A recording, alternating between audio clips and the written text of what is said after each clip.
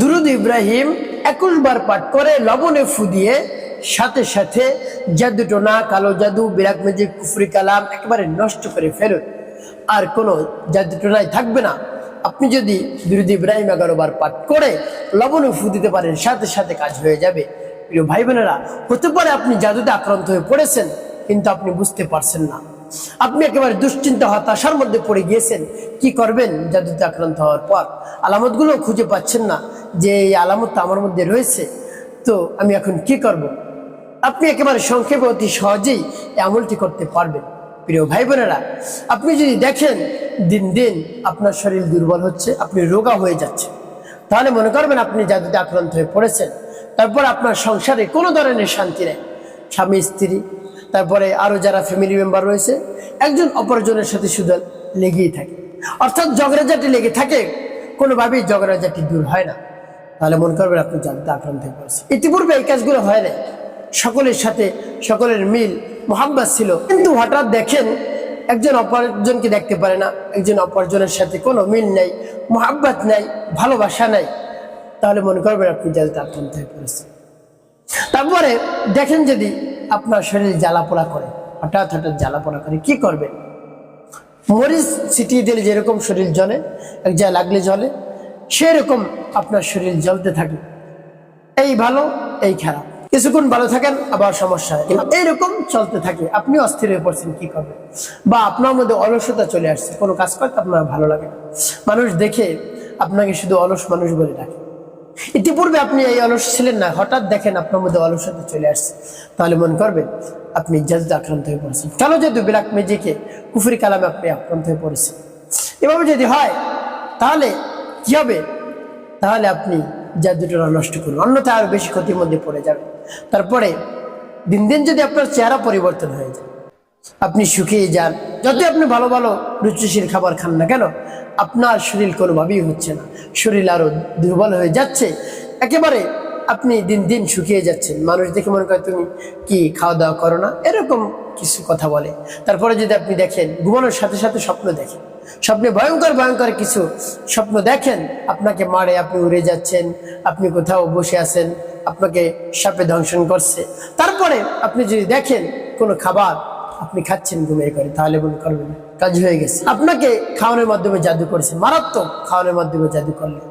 তো প্রিয় ভাই বোনেরা, যদি এই আলামতগুলো দেখেন, সাথে সাথে আপনি আমলটি করা শুরু করে দিন।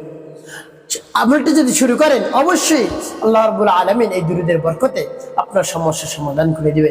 দুরুদের যে এত পাওয়ার, আপনি শুনলে অবাক হবেন। আল্লাহ রাব্বুল আলামিন নিজেই দুরুদ পাঠ করেন, পবিত্র কালামের মধ্যে কি চমৎকার করে বলে দিয়েছেন। আমাদের সকলের সুপরিচিত সেই আয়াত শুনুন, ইন্নাল্লাহা ওয়া মালাইকাতাহু ইউসাল্লুনা আলান নবী।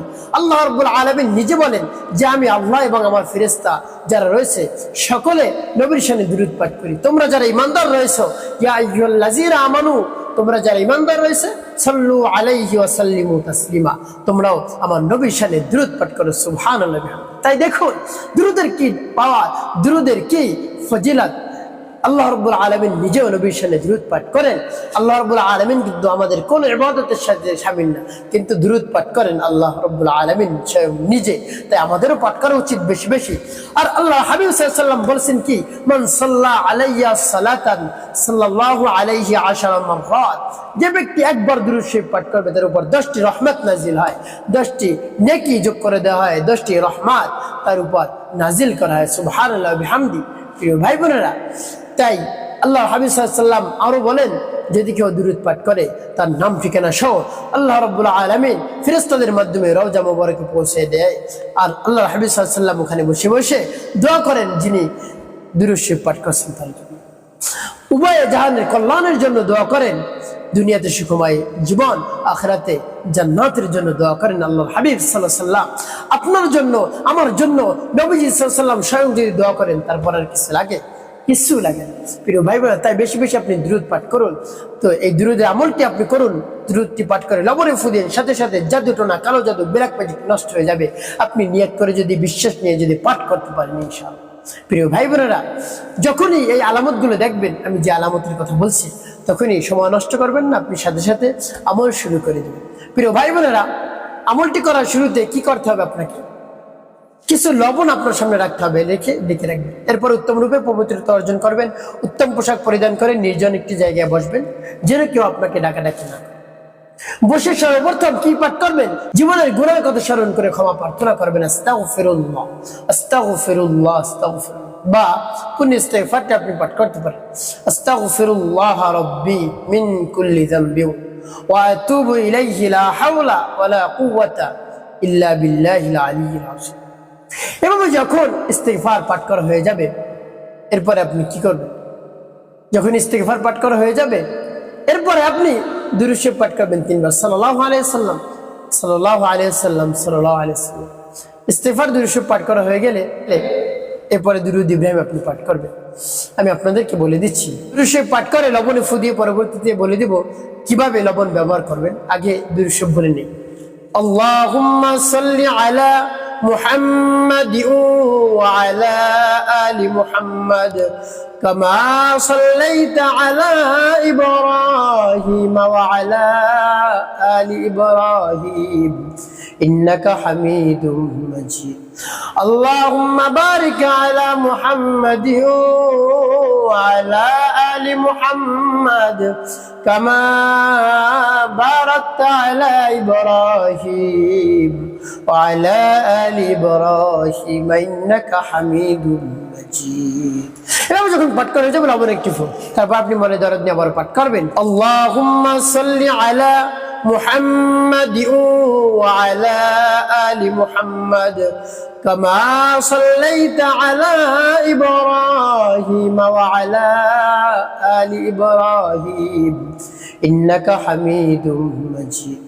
আল্লাহুম্মা বারিক আলা মুহাম্মাদ ওয়া আলা আলি মুহাম্মাদ কামা বারাকতা আলা ইব্রাহিম ওয়া আলা আলি ইব্রাহিম ইন্নাকা হামিদুম মাজিদ। পাঠ করে সবার প্রিয় ভাই বোন, আপনার আমলটি করা শেষ। এরপরে কি করবেন? একটি দোয়া পাঠ করবেন, লা হাওলা ওয়ালা কুওয়াতা ইল্লা বিল্লাহ, লা হাওলা ওয়ালা কুওয়াতা ইল্লা বিল্লাহ, লা হাওলা ওয়ালা কুওয়াতা ইল্লা বিল্লাহ, লা হাওলা ওয়ালা কুওয়াতা ইল্লা বিল্লাহ। এভাবে যখন পাঠ করে হয়ে যাবে লবণ একটি ফু দেবেন। প্রিয় ভাই বোনেরা, শেষে দুরূদ ইব্রাহিম পাঠ করবেন 7 বার গুনি গুনি, আল্লাহুম্মা সাল্লি আলা।